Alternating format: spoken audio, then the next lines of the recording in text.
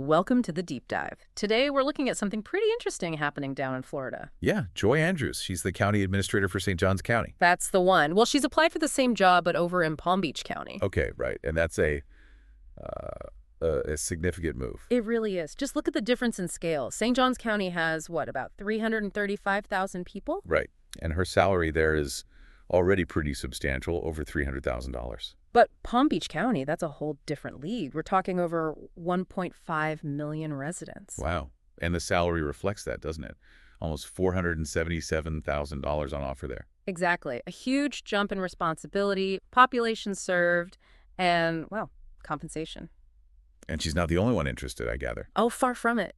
Apparently, over 200 people threw their hats in the ring for the Palm Beach job. 200. That's intense competition. It is. You've got other county administrators from Florida, people from all over the U.S., even like a military-based CEO, a national park superintendent. A real mix then. City managers too, I bet. Yep. And, well, you always get a few, let's say, less qualified applicants in these big searches. Reports mention a student intern, even a Dairy Queen manager. Okay, so a very wide net was cast. But focusing back on Joy Andrews. Right. The timing of her application is what really caught our eye. It comes right after some pretty public turbulence in St. Johns County. Turbulence is a good word for it. So our goal today isn't really to judge her overall job performance, right? No, not at all. It's more about understanding the context. Why apply for this massive job now, given everything that's been going on? We want to dig into some of those recent events in St. Johns County, see what light they shed on this decision. Okay, let's start with something that keeps popping up. This idea that she's seen as maybe close to developers in St. Johns. Yeah, I saw that mentioned particularly by a Facebook group, Fight for St. Johns County. Yeah. Brought it up. They pointed to this ordinance passed right at the 11th hour by the outgoing commissioner. The ones the group claims got developer money. Right. And this ordinance basically made it harder to remove the county administrator. It increased the number of votes needed. So it looks like an attempt to lock in her job security, potentially. That's certainly how some are interpreting it, which, makes her decision to apply for the Palm Beach job, despite that protection, even more intriguing. It does raise questions. If you've just had your job security potentially shored up, why look for such a big change? Maybe the environment itself is a factor. Could be. And that environment got pretty heated back in January. You mean the vote of no confidence? Exactly. The county commission chair, Krista Joseph, actually moved for a vote of no confidence against Joy Andrews. That's a major step for a commission chair to take. What were her stated reasons? Primarily, it was about leadership during that whole mess with the new trash collection provider last year. Joseph felt it was handled poorly. Right, the solid waste rollout. That caused a lot of headaches for residents, didn't it? It really did. And Joseph also mentioned a lack of progress on getting stricter tree preservation rules in place, something she was pushing for. And did she connect this back to that ordinance change you mentioned? She did, explicitly. She suggested that the rule change making it harder to remove Andrews was actually about protecting developer interests by keeping Andrews in place. So you're seeing clear battle lines drawn within the commission itself. Definitely seems that way. But it wasn't unanimous condemnation. Commissioner Whitehurst spoke up forcefully for Andrews. Okay, what was his take? He really highlighted her long tenure, her dedication to the county over the years, and crucially, he argued the trash issues weren't solely her fault. How so? He framed them as policy decisions made by the commission as a whole, suggesting it wasn't fair to pin it all on the administrator's execution. Interesting defense. Shifting responsibility, or at least sharing it. But then Chair Joseph brought up Andrews being out of the country during that critical trash rollout. Oh, right. I remember hearing something about that. Wasn't she said to be on vacation in China? Initially, yeah, that was the report.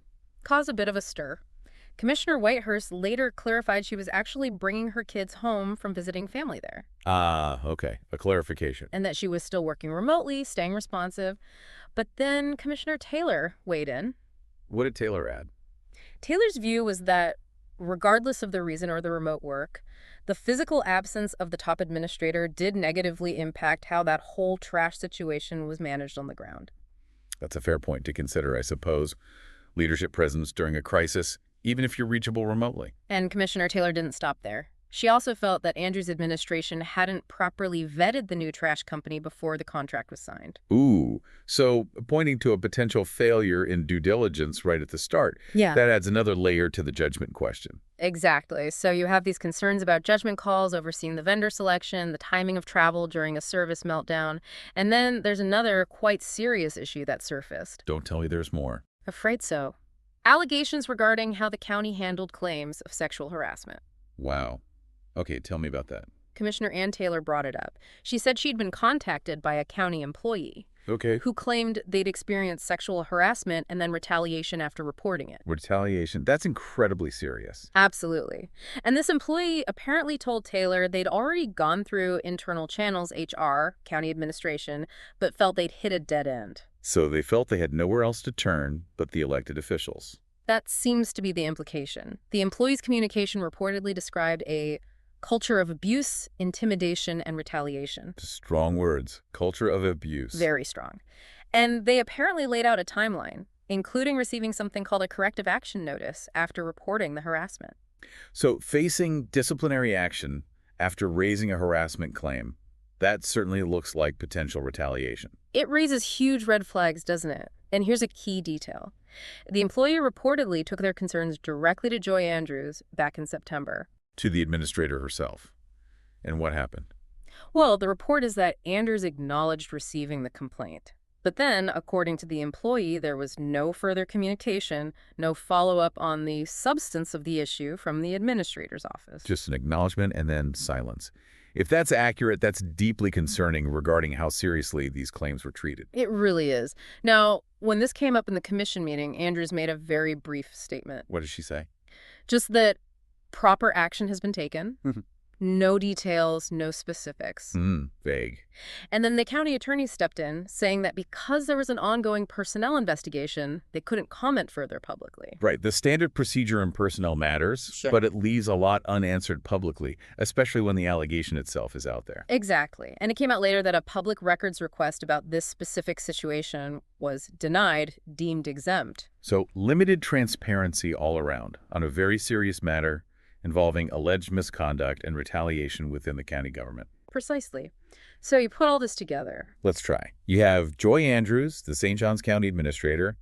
She faced that vote of no confidence, links to the trash rollout fiasco, and questions about her judgment there. Right. And now her administration is under scrutiny for how it allegedly handled these serious sexual harassment and retaliation claims. And amidst all of that, she applies for this much bigger, higher-paying, higher-profile job in Palm Beach County. It's quite the picture. And again, we're not making a judgment on her overall competence as an administrator. No, but the timing, like you said, Yeah. it forces you to look at the specific judgment calls being questioned, the oversight on that trash contract, the alleged lack of follow-up on the harassment claims. And how those things might relate to her decision to seek this new position now. What does it signal about her leadership approach, maybe?